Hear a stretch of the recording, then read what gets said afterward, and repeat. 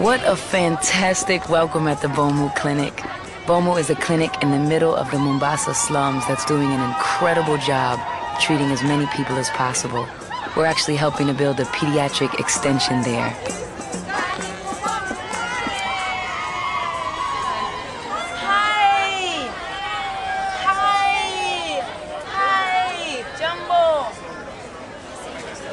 I'm the community health worker. I work with those kids you see there, the one who takes care of them with their parents. So they come from the slums, but they are very, very poor, really poor. Yes. They can't afford food, they don't have clothing. Yes. Like now it's raining. You should see the place is pathetic. It's really sad. Yes. I'm really, really glad you're here. Thank you. And God bless you.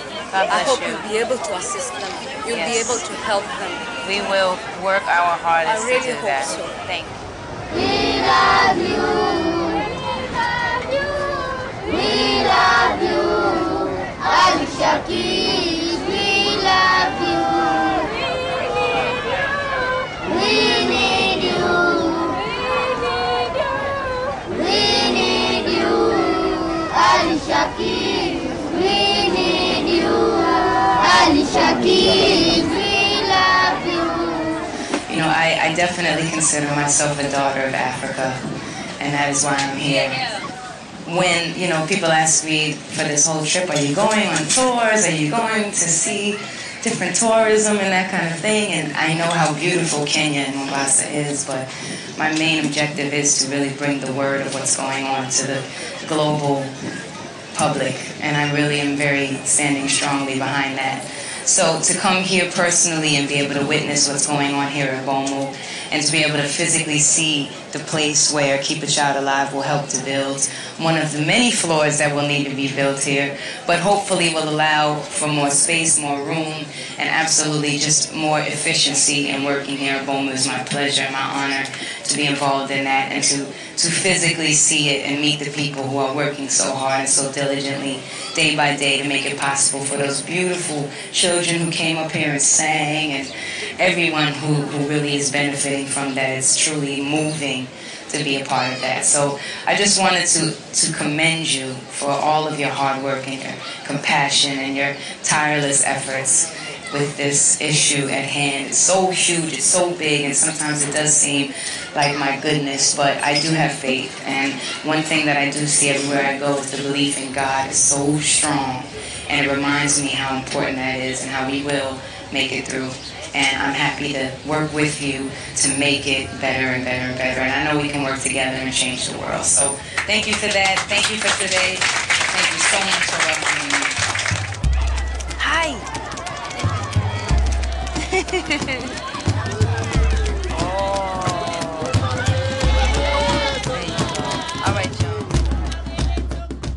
Because of the AIDS pandemic, there are 13 million African children orphaned.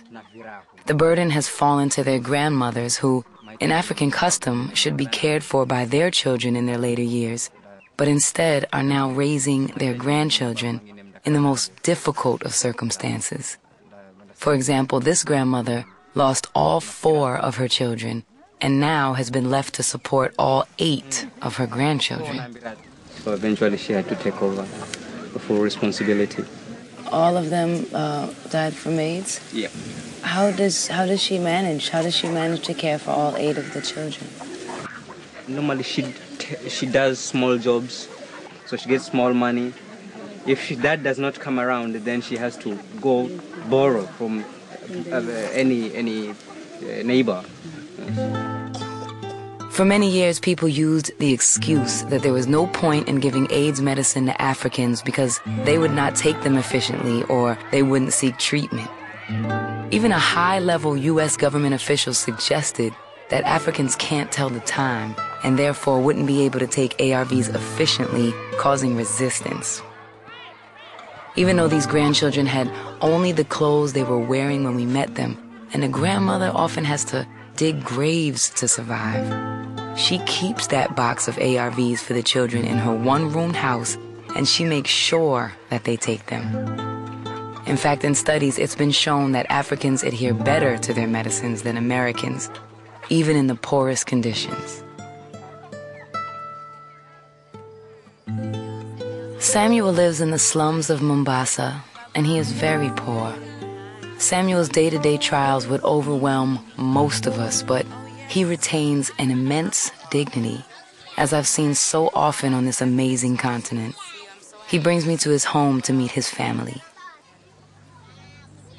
Usna, my granddaughter. Samuel's house is a tiny room, about 10 by 6, with 5 people living in it.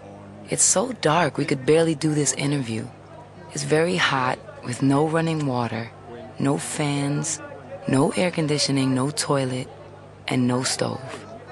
He lives there with his wife, who has TB, an illness which kills more people with AIDS than any other. His 3 granddaughters live there too. One of them, the teenage Uba, hardly ever smiled. She so misses her mother, who died of AIDS when she was 14, and Husna was 1.5. Samuel has taken care of his granddaughters ever since. And I do not regret, and I never even think of regretting having Usna and her sister. I am always ready to defend them. But the question comes, how am I going to manage? Husna, infected by her mother during pregnancy, has a great chance of survival because of how early she began treatment. Shamefully, though, 60% of children die before the age of 2 without access to these medicines. Getting ARVs to children must be our priority. How old is Sudi now? 16. How long has Sudi been on treatment? 4 years. Sudi was 13 when he began treatment, and by then, his physical as well as internal growth had been stunted.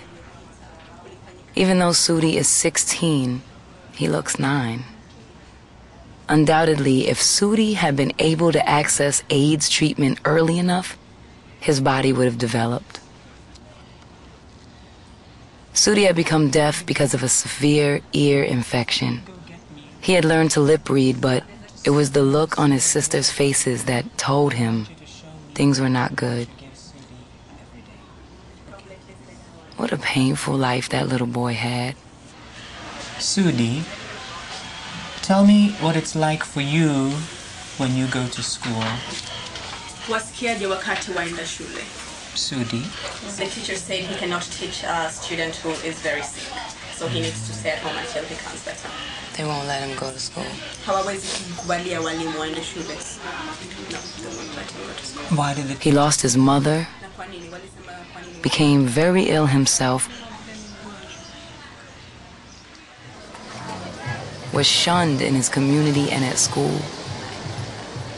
And eventually, 1 week after our visit, Sudi died.